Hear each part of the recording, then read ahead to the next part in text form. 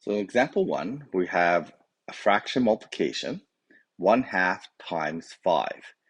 So what we're doing is we're multiplying by 5, so we're counting in, we're doing repeated addition, or we can count in a group of 5.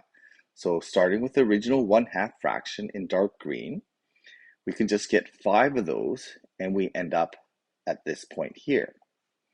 Now, what we can do is we can just count up because all these are 1/2 fractions, so the denominator stays the same, and we can count 1, 2, 3, 4, 5.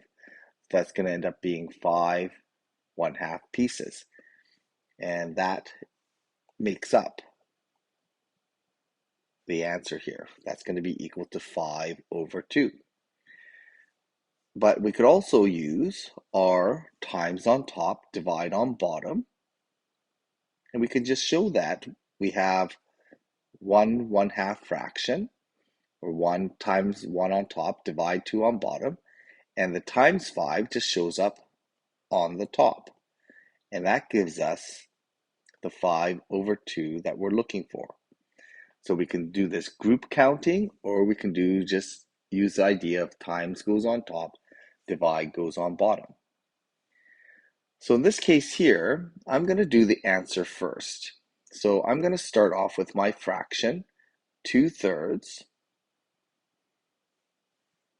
So I'm just going to do that. I've got my 2/3 fraction. So I have times 2 on top, divide by 3 on bottom, and I'm multiplying by 4. Times only goes on the top. And so my answer should be 8 on top, 3 on bottom.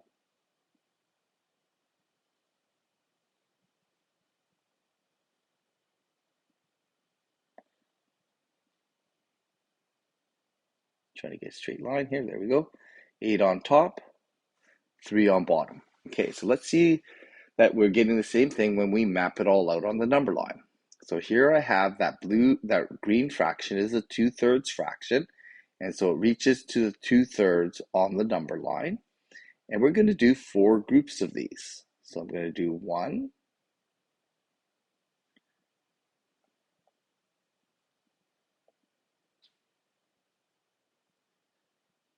there's 1,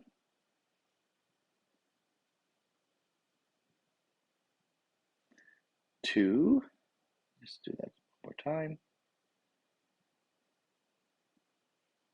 2,